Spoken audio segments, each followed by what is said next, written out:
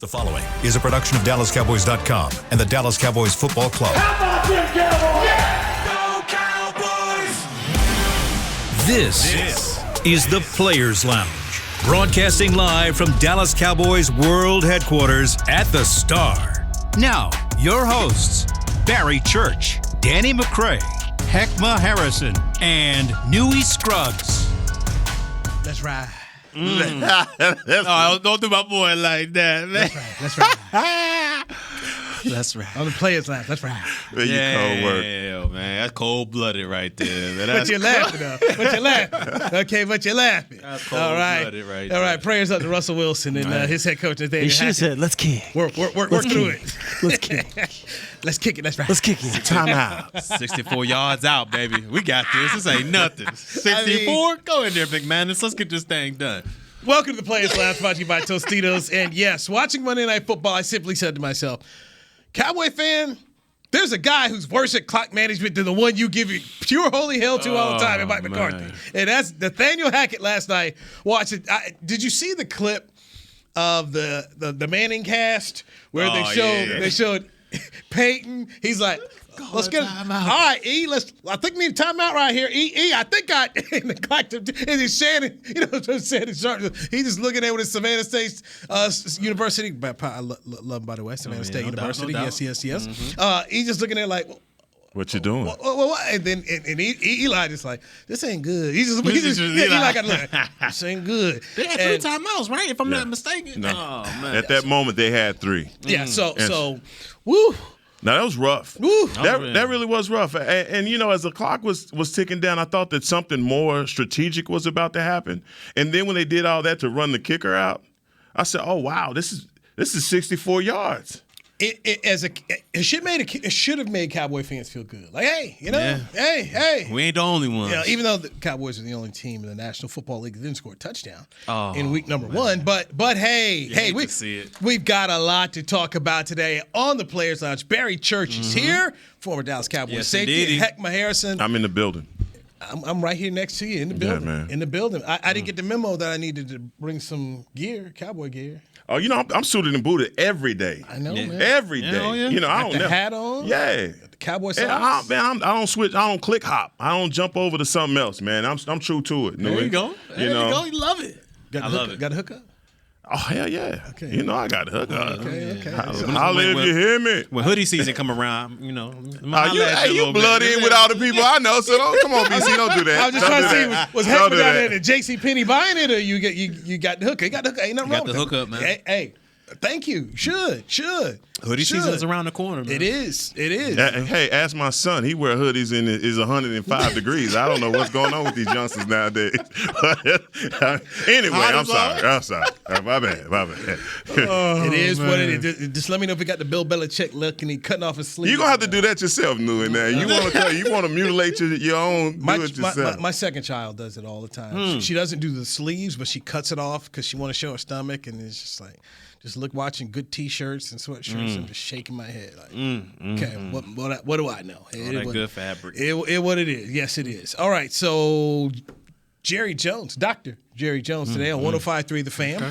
Every Tuesday, the Cowboys owner goes on his own radio show, and he gives us interesting things. A lot of things that Mike McCarthy, the head coach, won't give us. Okay. We go get from Jerry. It's the same most of the time. Which is the same way with Jason Garrett. You want the truth, go to Jerry. Tell the truth. So that's what. Say it like it is. So Dak Prescott, some interesting news from today. If you did not hear it, let us play you 2 cuts. Here's the first one from Jerry Jones today on 105.3 The Fan on Sean and RJ.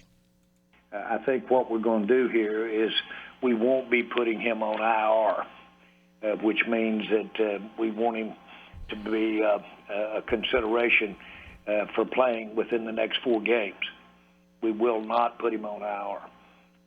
Consequently, the people that are ready to play quarterback for us are the ones that played all preseason, Cooper Rush and Greer. Okay, so Dak Prescott yesterday had thumb surgery. They said it was successful, but then again, I've never heard anybody come out of these things saying, you know what, messed that thing up. We botched that. Might have to come back in a week or 2. So they said it's successful. And Jerry Jones saying Dak Prescott is not going on IR. Initially, we heard 6 to 8 weeks, so that they would put him on IR and he'd be back. Jerry Jones saying, no. Your thoughts when you hear this? I mean, obviously, music to my ears, the 4 weeks instead of 7 to 8. But then I thought about the position and the body part, and then I started thinking, well, no, that don't sound right, because, how is he going to be able to grip a football? I've had thumb surgery. I've broken my thumb before. So, I mean, I didn't. Obviously, they just wrapped it up, put a cast on it and ran me back out there. Yeah. But at the same time, I don't see how effective he could be without a full recovery from it, because they're going to have to go and take the screws out. They're going to take the plate out, whatever that is going to be, and whatever the timeline is. But as you know, you guys have outstanding pain threshold, and the expectation to be out there is a whole nother thing. So I believe with everything that Dak has endured in his career up until this point, it's hard for me to doubt that man. Yeah. It really is. And so I know it's going to be difficult. But based off of the medical staff and everything that I've heard about this medical staff and being able to get guys recovered and back on the field, we just got to take the man at his word on this. So Heck, I want to take it one step further, and just so people get it, we're not comparing Heck to Dak Prescott, but the ability to have thumb surgery. How long did it take you just to be able to have the surgery and then it get back to being functional and just being comfortable?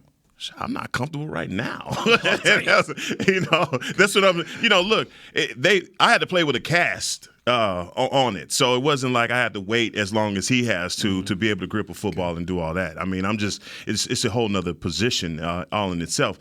What I'm saying is that if they are confident in that timeline, not putting him on IR, and the difference of putting him on IR is a mandatory. 5-6 weeks? 5-6 weeks. It's more than 4 weeks, so that's why he's saying, "Hey, look, we think." Basically, Jerry's telling you, we think he can get back and forth. We're going to we'll shoot for 4. We want to leave the window open. So that's what Jerry is saying right now. For everybody else who thought 6 to 8 weeks, Jerry's saying no. We think he'll heal quick, and we want to have the opportunity to bring him back. So. There you go. Another soundbite from Jerry Jones on 105.3 The Fan, Sean and RJ in his weekly radio show. Here it is. As you know, in medical, nobody knows those timelines good. But if we thought he wasn't going to be ready to go for 4 games, until after 4 games, we would put him on IR. We're not doing that. We think he can come in and play, so we don't want to not have him out there practicing. We want him getting prepared, and we'll see how he handles this thing, how it heals, mainly how he can, his strength, how he can grip the ball, what his status is. But that's not being an optimist. The proof is that we got a good surgery, got good technique, and feel better about it than we did Sunday night. All right. Your thoughts that you just hear. Yeah, well, Mary Church. Me and Heck was talking a little bit before the show, and that's the sliver of hope I was talking about. Yeah. Just the sliver, because, if all this is true, and he can come back after 4 games, and let's just say he's 70% of the player he was, I still think that's better than Cooper Rush. But if we can escape this little 4-game stretch, 1-3, that puts us at what 1-4, 1-4 overall, 1-5. I still think we got an opportunity. Look, I know how I was yesterday. I know yesterday I was all on the drums talking about this season is a wrap. It's over. Yes, you did. I said all that. You didn't even let us. We couldn't even raise our hands with you yesterday, man. We couldn't. See, look at here. That's how he do. You look at. He give you that side grin, that little slight cheese. Look at that slight cheese on it. But there's just a little sliver of hope, man. If he could come back, I'm telling you, the back half of the schedule was a lot easier than the front half. If we can come back and forward, it gives us a slight hope. I'm not saying it's an outstanding chance, but he gives us at least a 20% chance. A 20%, and that's better than nothing. That's better than the season being over completely. This is a man who told us, in his mind, 1 + 1 must equal 3. When I hear that soundbite, that's Jerry doing the 1 + 1 = 3 math. That's Jerry, the owner. That's the GM. He gonna come. 1 + 1 = 4 weeks. Everybody else telling you 6 to 8 weeks. Dave, I don't know if you ever follow Dr. David Chow on Twitter. Used to be the Chargers team doctor. Good follow, and it does a lot of good breakdowns. But, people like this who this is what they do, team doctors. They talk about 6 to 8, but Jerry got you full. He's like Mr. Miyagi.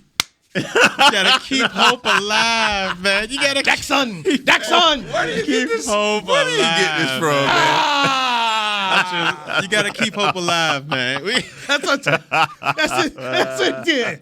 If it is You ought 4, to be though, ashamed of y'all think, yourself. if it is 4, do y'all think Cooper Rush can pull off 1 and 3? If it is just 4. See, all right. And this is me. This is the unfair part of how we're looking at, hey, can Cooper Rush do it? Rich Gannon, I checked him out on Twitter, former NFL MVP, and I really like the way he talks. He talks sensibly about things. He's like, no, don't think he can do it. He's a journeyman. You're going to have to get somebody. Cooper Rush was able to perform well and throw over 300 yards in Minnesota at a Halloween game on Sunday Night Football. There was Michael Gallup, CeeDee Lamb. Coop. You had Coop. You had Ezekiel. You had weapons around you. Better offensive line. Thank you. You see where I'm going? Yeah. He had help. There's no help. So if Dak Prescott was struggling, and he was struggling Sunday before he got hurt, It was a struggle bus. aren't we asking a Herculean effort for Cooper Rush? Doggone, it'd be a Herculean effort. They brought Roger Dodger back here, man. I just think sometimes we're asking people to do some things that, the offensive line is going to be different this week. Let me see who they got. Because I think he can pull off New York. I'm just saying. I think he can pull off. I'm just saying. When you say him, it's we. Yeah, it can't just be Cooper Rush. Yeah, it's a collective thing. I just think if when we say that, that's why I'm so against go trade for Jimmy G. By the way, who hurt all the time. I'm gonna go check his record. But this is a flawed team right now. Would you not say it's a flawed offense? No, I would. And here's the thing. I'm one of those people, man. I have a hard time in dealing in futility and hope. When somebody says that, there ain't no way in hell, I say, I'm from Oak Cliff, man. Let's see then. That's the theme, and if you're going to pay this man to be your backup quarterback and you're going to play these offensive linemen handsome checks to play in the NFL, then you got to, at a certain point, find whatever it is in you to go out there and muster up a victory at this point. Because you can't tell me that this team that's coming in here on Sunday is just that much leaps and bounds better than the Dallas Cowboys on defense and on offense. And I understand what we have. Okay? When you go back to the Pittsburgh Steelers and the Cincinnati Bengals game, the Cincinnati Bengals gave up 7 sacks, 4 INTs. Okay? And it took the Pittsburgh Steelers a Herculean effort to win that game. So with all of the things that you can't have right and go wrong in a football game, I'm not finna sit here and let you be the devil's advocate, Nui, and tell me it ain't no damn hope. Can I tell you something about that Steeler game? Well, tell me.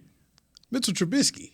The immortal. You played with a Mitchell Trubisky type with Blake Bortles. Them dudes will keep you in there. Hey, times is hard, but they got him over there. The immortal Trubisky, man. So you said that says more about Mitch Trubisky than it does anything else. It does, because he's not good. Right, okay, give me some. So despite all that went wrong, hey, man, they're still playing with that guy over there. I'm going to cross your finger. We got a shot. BC. I just think and back to, here's my point of what Barry was saying. You say, can Cooper Rush do? It's not Cooper Rush. It has to be a collection here. Kellen Moore's got to go to the run game, okay? You can't ask Cooper Rush to throw 40. I would put it past them. Okay, you don't have you still got young players out here at the wide receiver spot. CeeDee Lamb has to perform much better. You got another. This is the second week in a row that this offensive line is going to be. It's not going to be the offensive line you thought. There's just a lot going on here. And so to just simply say, hey, can Cooper Rush do it? I just think that's putting way too much on him. I think it's got to be a we. It's got to be a collective. It's got to be a mentality of let's run the football here. They got to. Especially with them 3 receivers they got over there. They got to run the football. Keep your defense fresh and try to win it. And Cooper Rush, be accurate when you can. But put it like this: to ask Cooper Rush to do what he did against Minnesota, that's not going to happen. I don't think that's fair. I don't think that's realistic, considering all the holes in the boat you got right now. Yeah, and you get so I'm going to be Debbie Downer. Yeah, I'm a realist. You're a realist. Go ahead. So what's really about to happen? You know what? And this is the beauty. This is the beauty of what right now we've got going on in the players' house. Heck is the idealist. Life the way you like it to be. Yeah. I'm gonna be the realist. Life the way it really is. Heckman's gonna say, you know what? Roses need rain in order to grow. I'm gonna look at it and say, I don't know, man. I don't know if Rose is gonna make it. Man. And this is the beauty of doing a podcast with different thoughts and different views here. Mm-hmm. It's difference. There's a difference here. But do you want to put it on Cooper? Because I don't think it's right to put it all on Cooper. I think our life experiences, I like what you just said. And I think that everybody's life experiences kind of formulate who they are as people. And, I grew up, my experiences are ubiquitous too. Hey, if you get your butt whooped on the playground, you can't go home crying about it because she gonna see you back out there to fight again. Yeah, okay? know. That's the mentality. It may seem like overly positive, but I just don't feel like, man, you gonna whoop me one time, you gonna do it again. We gonna keep doing this. That's my mentality. And I don't believe that there's a man across the hallway over there that believe that they're gonna go into AT&T Stadium and get their butt whooped. I just don't believe that. I don't believe you can get up with that attitude. I didn't say, and I'm not saying butt whooped, but at the same time, a loss. You don't, and I didn't say loss. My point to what Barry was saying is, and Barry asked about basically Cooper Rush win, and I'm saying it's not all on Cooper Rush. It has to be a collective. But can he do his part though? Do you believe he can do his part to help lead this team in the right direction? You know what? I go back to yesterday's press. You know what? Let's take our first break. See how you did. We need some chips in here, man. What a Tostitos sack. Because I got something for you. I got something. I got something. It's a good thing. I'm answering. That's what we're teasing. Because I got that answer. You got that pie out. Barry Church, Micah Harrison, Louis Scruggs, Players Up, brought to you by Tostitos on DallasCowboys.com radio. I'm Jay Novacek, former tight end for the Dallas Cowboys. Back in the day, I was the guy who always got the tough yards, and that's why I run with John Deere today. In fact, I have a John Deere 3025E tractor that can handle any yard work I need to do, even the tough yards way out back. So if you have 1 acre or 1,000, John Deere has the equipment that's just right for you. Visit a John Deere dealer today and run with us. We are the official tractor provider of your Dallas Cowboys. Essilor is a proud sponsor of the Dallas Cowboys, helping fans see more and do more with our best vision solutions. Our lens technologies reveal a world more beautiful than you can imagine. For a limited time, get the Essilor Next Gen offer. When you buy the latest generation of Transitions lenses with select Essilor lenses, you can choose a second pair of clear lenses for free with qualifying frame purchases. Restrictions apply. Find a participating eye care professional by visiting EssilorUSA.com. Essilor. See more, do more. Want to use what the pros use? How about the official men's skincare brand of the Dallas Cowboys, Jack Black? Right now, you can get the Jack Black Starter, a curated collection of Cowboys locker room favorites for just $10 with free shipping. The starter includes 4 Jack Black skincare favorites, plus a full-sized intense therapy lip balm. Go to getjackblack.com/Cowboys and use the code word TEAMJB. That's getjackblack.com/Cowboys. The Jack Black Starter, $10, free shipping. Your new apartment's big. Such a great deal. It's okay. Just okay? What's not to... Right above the subway! Well, I bet you don't even notice it after the... That's my neighbor, Angus. A deal that's just okay is not okay. Get a great deal with America's Best Network. Come into an AT&T store to find out how to get one of our popular smartphones for $0 down, based on GWS 1 score September 2019. Back to the Players Lounge.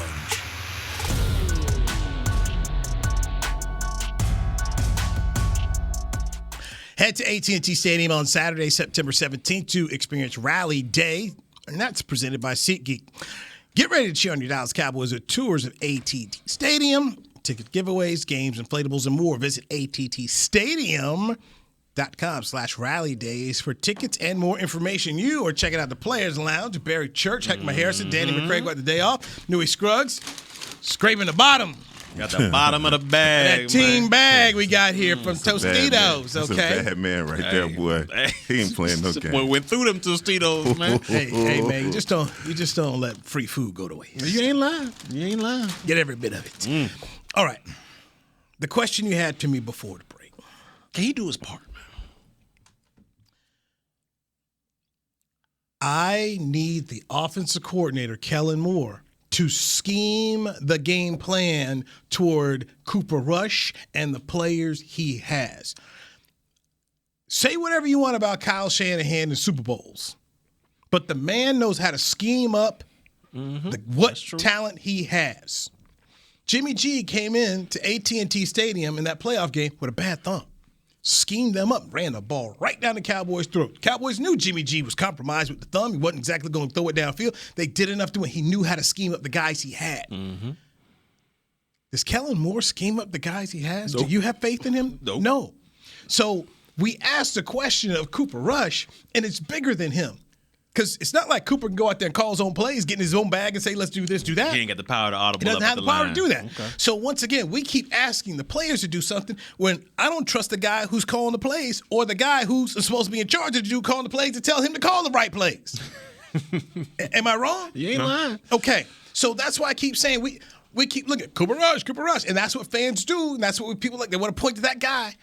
And I simply say, man, are you going to put him in the right position? Now, make sure I give credit where credit is due. Kellen Moore did do that on Halloween on NBC Sunday Night Football against Minnesota. But that team's not there anymore. Cooper's gone. Gallup's not available. Offensive line is different. So how do you go about a game plan against the Cincinnati Bengals? Has a pretty good offense. Yeah. And to me, in my mind, I keep going back to what Bill Parcells did when he had to face the Buffalo Bills in the Super Bowl and then won the NFC Championship game at San Francisco. They shortened the football game.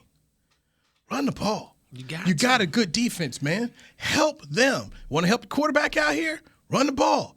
Make sure when he has to throw, hey, all right, man, it's a 3rd and 4 or 3rd and 5. Put him in better positions. And, oh, by the way, the penalties. Heck, did you think penalties got cleaned up Sunday? No. Okay. We asked about the penalties. Heck, we asked McCarthy about the penalties. We asked Kellen Moore because, oh, by the way, did you realize the defense didn't have any penalties on Sunday? Nah. It was all offense. Yeah, put him in the right position. I mean, so I understand we want to look at the quarterback, but man, this thing is bigger than him right now. It's really bigger than Cooper Rush, and I just, and this is just me here on a Tuesday. It's Joey Scruggs on a Tuesday. I just think it's going to take a total team effort to try to beat Cincinnati and doing anything going forward. They've got to clean up so many things on this football team to help give Cooper Rush an opportunity. And it starts with the ground. I mean, I feel like a broken record out here. We all talk about it. You got to lean on the ground game, especially coming off last week. I mean, Zeke was averaging 5 a carry. Why do we abandon that thing? If we know it, I know for a fact Kellen Moore knows, look, man, this run game is where it's going to have to be at. Because not only you punishing the defense, wearing the defense down, you're saving your own defense by holding the time of possession. And it sets up the pass. Like people don't understand when you run the football like that, it brings that secondary up. It brings them linebackers up to biting it. And it creates that play action that gives an easier look for a guy like Cooper Rush to go in there and create passes. I mean, we looked at that Minnesota game. He was able to dime them up because he had a lot of space to do it. They was all sucked up in on that run because they thought, all they're going to do is have Zeke out there. We have got to be able to lean on this ground game. I just don't know if we keep beating it like it's a dead drum, but do we honestly think Kellen, in his mind, can do that? Well, and I think where I lean heavily on you and D-Mac as defensive guys is understanding that the objective is to make offenses one-dimensional. I want to take away the good thing that you do and force you to do what we want you to do, which is run the ball or take all short stuff underneath. That's the game plan each and every week. Take away what you do well. When I look at this offense from last week, I can't point to anything other than the running game. Yeah. If this is what we're saying on a Tuesday, guess what they saying in Cincinnati? Same damn That's all thing. they got. Yep. So what we're going to do is we're going to put 15 cats in the box, and we're going to take away the run game, and where you're already compromised, you're going to be running into a brick wall. And so that 3 and out or not being able to sustain drives or not being able to have any balance with Cooper Rush, he's going to have to put the ball up. He's going to have to throw it. It's going to be a part of it. And regardless does he have to throw it 40 times? No. All right, but we came into the season saying that because Kellen didn't have Cooper, because he didn't have the other receivers, he was going to be limited in that aspect because the talent level isn't there. He hadn't gained any new guys since the last time we saw the Cowboys on the field, but he still has to be tasked with having a balanced offense no matter what, because he cannot just line up every play after play after play, and just run the damn ball. The NFL is not that league anymore. You can't do that. And so I guess what we're saying he has to do, he can't do. Cowboys had 42 passing attempts against the Tampa Bay Buccaneers, which was way too many, versus 18 runs. And the time of possession was just ridiculously bad, where Tampa Bay had the ball 32 minutes and 42 seconds. These are some of the things that you did not want to see against Tampa Bay, and here we are going into this next game, and I'm concerned about what the coordinator is will he just revert back to it? And one of the criticisms Michael Lombardi has of Kellen Moore, he says there's a difference between calling plays and calling plays to win games. And he has a concern about it. And so right now, that's my big question is for him looking at where they're going forward is with Cooper Rush, what are you going to do? And by the way, I cannot emphasize this enough because we talked about it right here on this show. They're shooting themselves in the foot with these penalties. Oh, yeah. They hurting.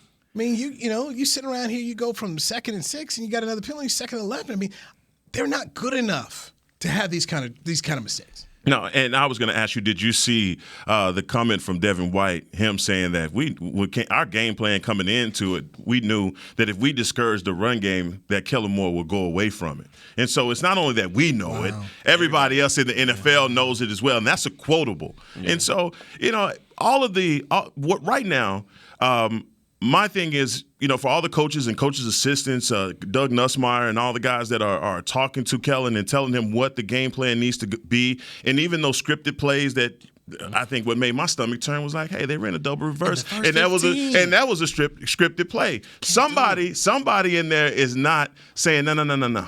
Don't do that. Let's pass on that. Don't do that. That's not the one we go run. And so whatever they run, whether it's more zone runs, trying to get Zeke to the outside, give him the ability to use his vision, whether it's short passes underneath, if they try and stretch the field, all those things that are in Rush's wheelhouse, can he do that? We got to sit here right now and believe that he earned the number 2 position behind Dak, and he can. And maybe what he will do, and hopefully he will do this when it comes to the pass game, take what the defense gives you. Thank you. If it's, if that deep dig is not open back there, there's no reason to force that. Dump it off to a Pollard, dump it off to a Zeke or what's the tight end, Schultz for a 5-yard game. Make that second down, make it a 3rd and manageable instead of being a 3rd and 10 and long trying to go for the gusto. Take what the defense gives you. You saw what Tom Brady did, and he was able to walk away with a W. Not saying Cooper Rush is Tom Brady. And that's all he did. But that's all you got to do. Take it what they give you. And I go back to Byron Leftwich schemed up a good plan. Yeah. It was a winning plan. I mean, 27 attempts is what Tom Brady had in that football game, and they had 33 runs. Yeah, for 152. And remember, I remember, I'm old enough to remember at training camp when they said Leonard Fournette was in camp out of shape. 260. He ain't gonna win. He ain't ready. He looked in shape. He looked real. Looked in shape. Yeah. By the way, the Cowboys. You think about this. 33 carries, 152 yards is what they gave up on the ground. 4.6 average. Yes, 4.6 average. We can't stop the run. We think that the Steelers have a pretty good defense, right? Well, Cincinnati ran for 133 yards, averaging 4.6 yards a carry. The Cowboy defense has got to fix the run, and you're now talking about not having Jaron Kearse in this football game. He was declared out yesterday, which is very rare for Coach McCarthy to come right out here and just declare, hey, he's sitting right again. Connor McGovern's not playing this week. Jaron Kearse isn't playing this week. And so defensive coordinator Dan Quinn said, look, we'll try. You're trying to fill a guy who plays some safety, who plays some linebacker, plays nickel. Yeah, he said it's going to be a challenge here. So that's something to think about in terms of, 1, stopping Joe Mixon, and then 2, having a very integral safety when you're going to be dealing with 3 really good receivers here. This is a challenge for the Cowboys defense this week. And I love Dan Quinn's attitude about, hey, this is a perfect opportunity for guys to step up here. But this is something I want to make sure we keep talking about through Friday is, can you stop the run? Because right now, 1 week into this this is a flag to me. This is a flag. You started off right where you left off in the playoffs. I mean, they was giving up 115 yards on the ground last year. Right. And then, boom, here comes Leonard Fournette. And what's discouraging to me is, I understand the runs. You're going to pop a few here and there. But to me, when it came to tackling, I mean, did we ever push Leonard Fournette backwards? I feel like every single time he ran into contact, he was either falling forward for an extra 3 to 4 yards, whatever the case may be. So, and that's BC, for me, that's the only discouraging thing, like from the defense that I took away, was the rushing yards. You believe that Tom Brady is going to be able to pick you apart on he just throws the ball too fast. And even getting the 2 sacks to me was like, whoa, that's a surprising thing, because he doesn't take too many of those, especially the situation that he got sacked in on the goal line. He going to get rid of that ball. That's the thing that worries me about Cincinnati, because even going back to the Super Bowl, I feel like they lost the Super Bowl because they forgot about their running game. But they have a decent running back in Joe Mixon, and he presents a problem. He's the one that keeps them balanced. But the other part about it, when I look at Cincinnati, I say, wait a minute. That man is Burrow got sacked 7 times. And if you have a defense that were guys that are bona fide pass rushers, like they had over in Pittsburgh, which they had a guy that's hopefully he can come back, T.J. Watt. I believe wholeheartedly in the guys that we have that are pass rushers, that they can generate that same kind of pressure. And so that way, guys like Jamar Chase won't be that much of a mismatch, because he is a problem. He is. Let's just keep it real. So, staying on your point, if you are Zach Taylor, the Bengals coach, isn't the script out here now? Starting with last year with Vic Fangio, when they ran the football on the Cowboys, the Raiders ran the football on the Cowboys, the Chiefs, who don't want to run the football, ran the football on the Cowboys, the 49ers did it in the playoffs. Here's Tampa Bay, and you got these receivers, but run the ball. And if you could run for 133 yards on the Steelers, I've got to imagine they're going to try to do that again. So that, to me, that's the emphasis if I'm Dan Quinn this week is guys. Hey, Neville Gallimore, Tristan Hill, guys, we got to plug this thing up because it hasn't been fixed yet.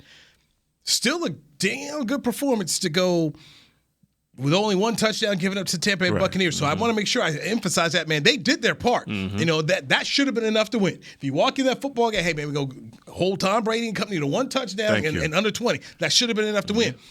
But now, you got to do more, man. Yeah, it just is what it is. It is what it is. You've been there. You've been there. All the way. Yeah, I've been in this situation. You know that. It's up on you. You're going to win it. You got to do it. You got to hold them to it. And the only thing, and I know hope isn't a strategy, right? But you got to hope that Burrow and the Cincinnati team, they're not patient enough. You just got to hope that they just want to, you know what, we can push the ball down the field. We got Chase, we got Boyd, we got Higgins. Let's keep pushing the ball down the field. And that'll give you a defensive line, Tank Lawrence, Micah Parsons. That'll give them more of a chance to get after Burrow. Okay. Because if they come out there balanced and just, hey, let's run this thing here, a little play action there, it's going to be tough for the Cowboys defense. I'm going to tell you that. And we point to the offense and some of the key pieces that are missing from last year. But when I look at our defense and what they did as far as getting takeaways, that's really the thing that I hang my hat on, is that I feel like they have the ability to create pressure and get takeaways. Okay. And this is the game that you have to do that. Yes. Obviously, can the defense run the ball, play defense, and defense wins championships? Then that has to be the motto going into this game, that you have to put it all on these guys. Let's not make those mistakes. They're not good enough to have 10 penalties, those penalties, and overcome them on offense and then pull out a victory. And you can't put your defense in those bad compromising positions with turnovers down on your side of the ball. But you have got to allow this defense to go out there and hunt and create a situation for Joe Burrow that he's going to turn the ball over. Can you imagine if Dak had the performance that Joe Burrow had last week? What everybody would be saying? I mean, yeah, he had a bad performance. We didn't score any touchdowns, okay? So I'm not letting him off on that. But if he had threw 4 touchdowns and was sacked 7 times, come on now. Yeah. Let's keep it real. All right, let's hit another break in here. I was looking to see if Micah Parsons was going to do Undisputed today. Now that was funny. Let's discuss the Cowboys linebacker and his relationship with Skip and Shannon of Undisputed of Fox Sports 1. That's next right here on the Players Lounge, brought to you by Tostitos on DallasCowboys.com radio. Since 1865, Stetson hats are American-made with pride right here in Texas. And Stetson is proud to be on the field with America's team. Want to show your Texas and team pride too? You can. By purchasing your own Stetson, you can look just like how the flag guys do on field at every home game. Stetson hats, the official crown of all self-respecting Cowboys, and your favorite football team. Get yours today in the Stadium Pro Shop or at Stetson.com. Your new apartment's big. Such a great deal. It's okay. Just okay? What's not to... Right above the subway! Well, I bet you don't even notice it after the... That's my neighbor, Angus. A deal that's just okay is not okay. Get a great deal with America's Best Network. Come into an AT&T store to find out how to get one of our popular smartphones for $0 down. Based on GWS One score September 2019. Essilor is a proud sponsor of the Dallas Cowboys, helping fans see more and do more with our best vision solutions. Our lens technologies reveal a world more beautiful than you can imagine. For a limited time, get the Essilor Next Gen offer. When you buy the latest generation of Transitions lenses with select Essilor lenses, you can choose a second pair of clear lenses for free with qualifying frame purchases. Restrictions apply. Find a participating eye care professional by visiting EssilorUSA.com. Essilor. See more, do more. So, you're shopping, and that's when you see it. Aisle 23. Dr. Pepper stacked from top to bottom as far as the eye can see. The phrase too good to be true comes to mind, yet there it is. A rich, delicious Dr. Pepper paradise. Wait, did that can of Dr. Pepper just open itself for you? They all are. As if to say, so nice to treat you.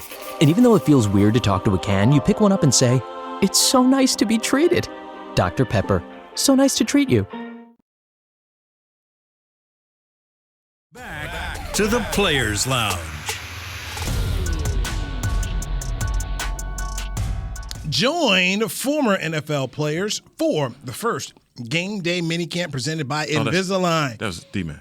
Drop the kids off at Ford Center on October 2nd from 11:30 to 3:30 while you watch the Dallas Cowboys and Washington Commanders game from your favorite restaurant at the Star District.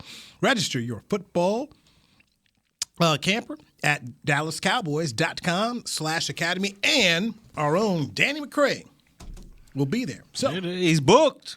He's busy. There you go. There you go. All right, Players Lunch brought to you by Tostitos. Yes, sir. Man, how's that sauce, man? How's that good. picante? It's good, man. Tasty. A chunky salsa, medium. Dude, killing it. This man is going to work. On that chips. That was a fresh bag yesterday, man. It was. Was. That thing gone. Yes. Highlight, underline. Yeah, I need re-up. I need re-up. That was Solo, too. He took that to the nose. No. Barry, we had Danny. We shared the bag. Oh, that's the okay. That's the one y'all was. We shared a little bag yesterday. We shared a little bag. By the way, that's Barry Church, former Dallas Cowboys safety, Heckma Harrison, and Newey Scruggs. We are rolling right bag here. Bag of Tostitos. That's the team bag, by the way. Yes, sir. Yeah, team bag.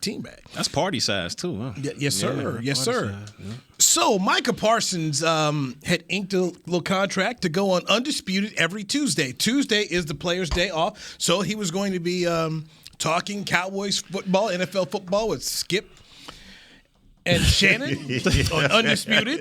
I don't understand why he did it in the first place. I'm with you. When I saw it, I was like, oh, bro, this He ain't going to want, after an L, you going to be like, man, I ain't trying to talk to nobody. You got to get on national TV? Nah, man. And CBC, I think of you. Like he didn't show up, by the way. Yeah, he didn't show up. He did show not up. show up. But I think of you as for what I know, as a very level-headed person. Yeah. You know, an NFL vet. You know, you could separate things. You know, by Tuesday you're on to the next thing. Would you in your career have ever agreed to do something like that? So, you know, and during your playing days. Being honest, it all depends on how the bag looked. You know, if they I'm sure they stuffed if they it. came with a stuffy bag, sign me up. Let me get this mic on real good. So it all looked how the bag looked. But would I feel like doing it? Nah, I wouldn't feel like it. Because during wins, oh yeah, let's talk all about it. But else, nah, I just couldn't. Nah, especially if I played trash. Now, I'm not saying he played trash. He was out there balling. Probably the only bright spot we had. But yeah, if I'm coming after a game where I give up 2 TDs or something, I ain't trying to talk to nobody. It's not that I think of Micah as a hot-headed individual. I just thought it was a bad idea, just knowing how he wears his heart on his sleeve, and he's going to give it to him no matter what. And I just think that maybe, Murphy's Law, what can go will go wrong. Mm-hmm. And I just saw that as a situation that possibly something could be said wrong. And And I was happy to know that he didn't go on Tuesday. I was happy that not only did he not go on, but you had Skip Bayless up there on TV, just mad. He was hot. Big man. He was hot. He was hot. Because, he thought he was like, I'm about to get up. And then, I guess what, yeah. And then Micah did it, the thing you hate in TV, I can tell you if I haven't done this, is when you don't hear nothing. Just ghost mode. Like, hey, man, I'm sick, got a kid, not going to make it, nothing,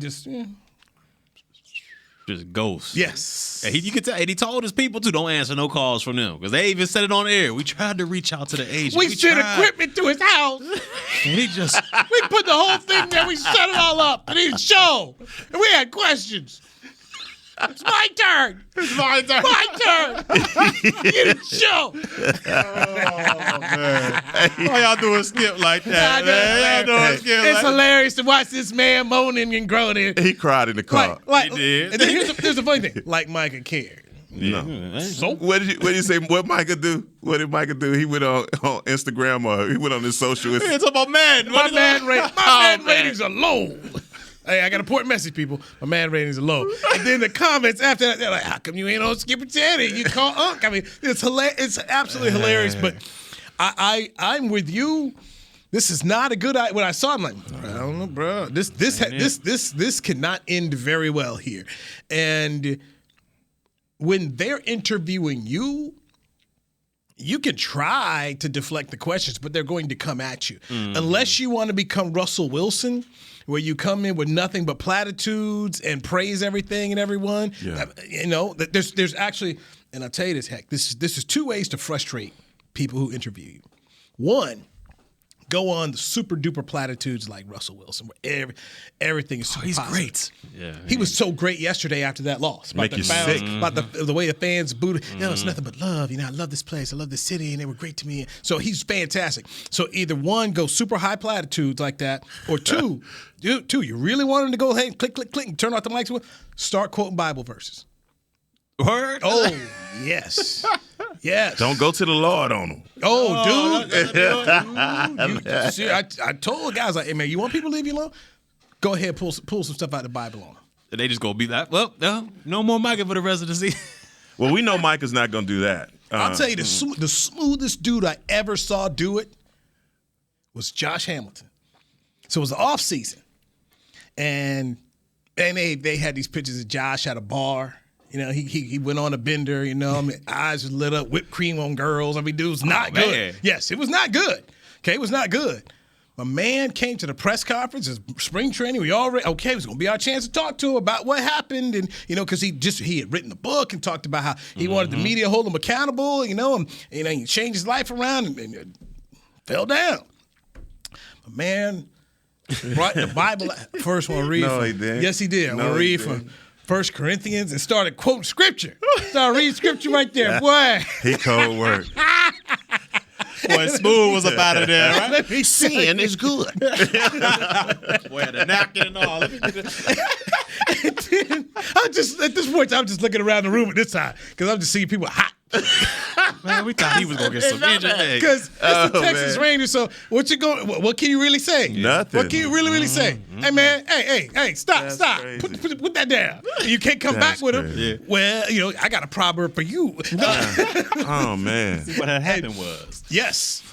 And so that's what he did. And he went straight to the Bible, started reading that thing. I was like, man, I left. I'd never seen a press conference like this. Dude. And there was really flipped it on you. And he flipped it on. Nothing anybody could say because you didn't want to be that guy. Yeah. You didn't want to be that guy. The man just said he's sorry, he sinned, and quoted the Bible, read off some stuff from 1 Corinthians, and poured a couple more pages. Not the 1 Corinthians. And then it's like, okay, so now I got to do a story. So what am I gonna put on TV tonight? And Josh read from 1 Corinthians. Cold-blooded. So with the Matthew. So if you Micah, that wasn't what you thought was gonna happen at all. Y'all thought y'all had it. Did you raise your hand and say, question, when I quote you in my story, is that the New Testament or the Old Testament? King James version. King James version. I just want to make sure we're right here. The only thing I asked him, oh my God, I did ask him a question, and I just said, You told us to hold you accountable. Yes. Do you at all feel like a hypocrite based on what happened during the offseason? He said, "Nah, I don't feel like one at all." And we all fall short. We all sin. It's like, oh, okay. And he came right back with it. You can't touch that though. You can't. You can't touch that. What you gonna say? So if Micah Parsons does end up on Undisputed next week, go to the Book of Revelation. There it is. Go ahead and find some stuff going up in there. You know, Micah gonna talk about hunting gazelles and when the lion gets. We got Nixon this week. Yeah. Or how about this? Don't do it. Don't do it. Just you can get the money back. Well, for your PR people, for the PR team and the people that have to deal with that, I'm sure that was a nightmare all in its own because you don't want him to say something possibly damaging to the organization on a show like that, especially where he's not. I'm sure he wasn't going to be in the building where they could kind of say, "Oh, whoa, don't, no." That and just and we've seen it so much in the media where they're going to ask you to answer for other people. Yeah, indeed. And that's what you don't want to get into is trying to answer for what Dak this, what that, you talk to. I mean, that's where they're going to go, which is why when I first saw it, I was like, dude, this is not, I mean, if First Take and Undisputed come, hey, man, what's your Mondays, heck, or Tuesdays, heck, what you going to say? I wish Stephen A. Wood called me after a loss. Well, I got. It's gonna be smoke in the city. So, all right. So look at furniture moving in this. Look at what they do to Michael Irvin after Cowboy loss. They get him hot every time. Right. They pin him on. They just pinata. They just beating up on Michael. That's what they were gonna do to Micah. Yeah. They were gonna ask him questions, even if they did it in a respectful way. You were going to have to answer for that loss, despite playing a fantastic game on his end. But that's what I love. I mean, like people like you are media trained. So, certain questions you even know, like, man, I know what you're trying to do when you ask me a gotcha question. You're trying to, that's a leading. I'm going to lead you with that question. You know how to do all of that. Set the trap. I'm setting the spider's You know web. what I'm saying? Let's see if you can walk in. We'll see if you can proceed. Slide right in that. The players lounge. Mike is going to get asked all these questions tomorrow when he has to go in front of the media for the local media. Do you think?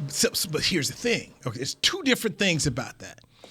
The local media knows they have to keep coming back to Micah Parsons. So there's only so many things you can go and do because you got to see that guy for the rest of his career. Okay? I mean, I would venture to say he's going to be here around at least another 10 years, correct? Right. Yeah. Okay, so for the next 10 years, you do have to tread with some carefulness because you need him. If you're Clarence Hill, if you're Todd Archer, and this is what your job. Man, these national people don't care. They just move on to the next thing. Story, yeah. So that's why I always kind of laugh at people like, hey, you local guys, you don't do this. You're scared about this. Okay, champ. Let's see you come on up in here trying to make your living and everybody giving you the finger. Don't look at me. I don't know what you're talking about. I'm out of here. Because that church, that happened. Oh, he coming over here? They will vacate the locker ASAP. I gotta take a shower. And if they not and they not giving, it's a quick answer. I don't know. We'll have to come see, won't we? I'm not sure. You probably need to ask him that question. And they just keep it quick and go. Mm-hmm. So it's a difference if you're skipping Shannon out there trying to ask questions nationally. Because hey, if they mess up, if Micah Parsons get mad and move on, they're gonna go on to the next thing. Right. But when you're locally and you got to get them. You get a bad name in that locker room. It spread like wildfire, too. Everybody, hey, man, no, don't talk to that dude. The baseball locker rooms are the worst. Don't get yourself a bad name in the baseball locker room, man. Ooh, that's the worst.